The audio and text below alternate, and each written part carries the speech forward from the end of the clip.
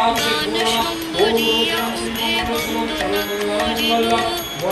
সেতে অশোকাকারে নারায়ণ বন্দনামি আসিবে হে মুনি তুমি চিত্তদতে আছো এ যত মর্তবাসীগণ নিস্তারিয়া উঠিতেছে গৌরব বর্ণ